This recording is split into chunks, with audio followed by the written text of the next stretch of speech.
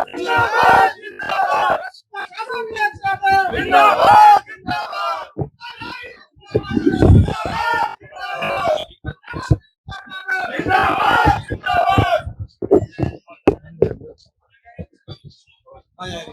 आज अभी क्यों यहाँ आ गए? किसने?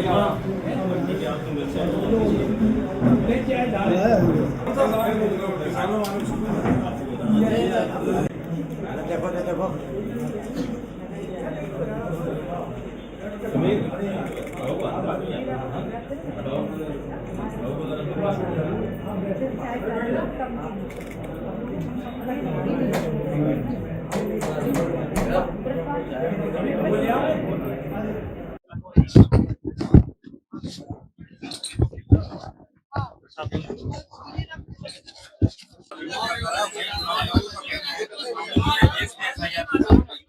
पूरे देश में चुनाव आयोग एसआईआर कराने जा रही है, क्या कहेंगे? सवाल तो ये है कि आखिर मंशा क्या है एसआईआर कराने के पीछे की।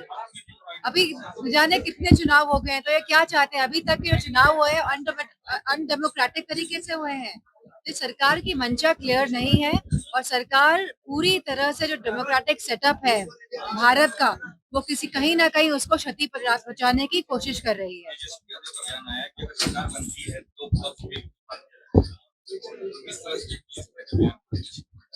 मैं समझती हूँ कि आप जो बयान के बारे में बोल रहे हैं, मुझे इस बात का संज्ञान नहीं है, और अगर उन्होंने कोई बात कही है तो इसके बारे में जानकारी हासिल कर लूं, क्योंकि मुझे पता नहीं क्या बयान दिया था जिस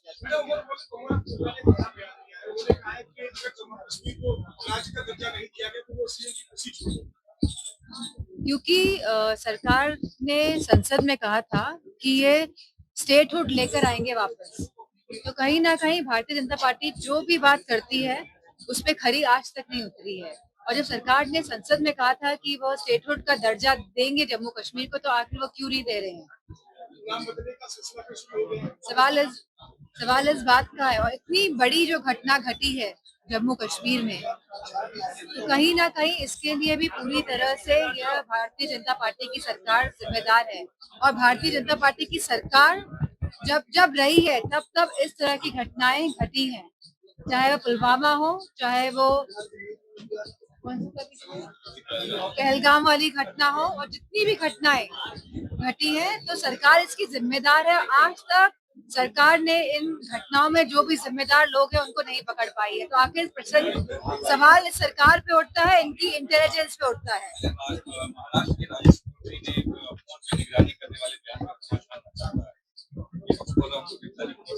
जिसकी राजस्व मंत्री है महाराष्ट्र के, उन्होंने फोन पे निगरानी वाली बात कही है। अब कौन नहीं जानता कि सरकार कहाँ निगरानी नहीं रखती है?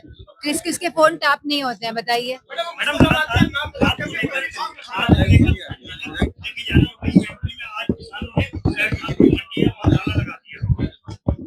खाद की किल्लत लगातार पिछले 2-3 साल से बढ़ रही है, और जहाँ खाद नहीं मिल रही है, जहाँ खाद की ब्लैक मार्केटिंग हो रही है, जहाँ ऊंचे दामों में खाद खरीदनी पड़ रही है, तो आखिर सरकार क्यों नहीं इस तरह की सुविधा बना पा रही है जिससे किसानों को सहूलियत पहुंचे?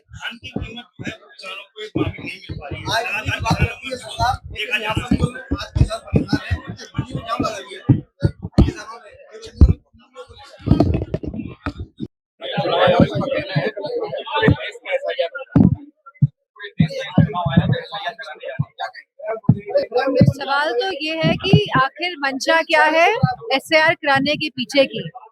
अभी जाने कितने चुनाव हो गए हैं, तो ये क्या चाहते हैं? अभी तक जो चुनाव हुए अनडेमोक्रेटिक तरीके से हुए हैं। तो सरकार की मंशा क्लियर नहीं है, और सरकार पूरी तरह से जो डेमोक्रेटिक सेटअप है भारत का, वो किसी कहीं ना कहीं उसको क्षति पहुंचाने की कोशिश कर रही है।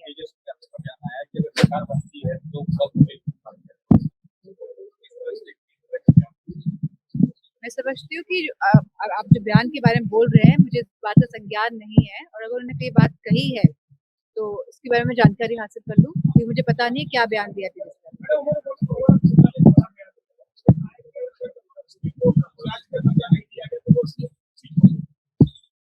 क्योंकि सरकार ने संसद में कहा था कि ये स्टेटहुड लेकर आएंगे वापस।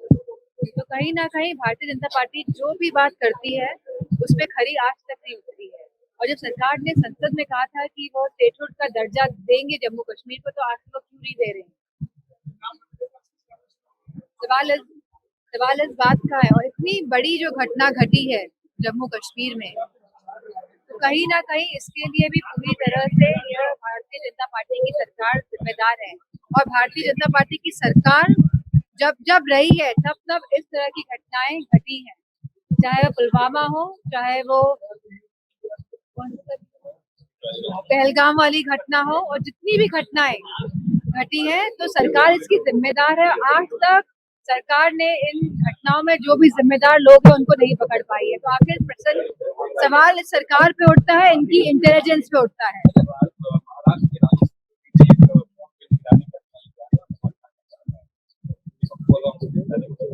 इसकी अब कौन नहीं जानता कि सरकार कहाँ कहाँ निगरानी नहीं रखती है, किस किस के फोन टैप नहीं होते हैं, बताइए।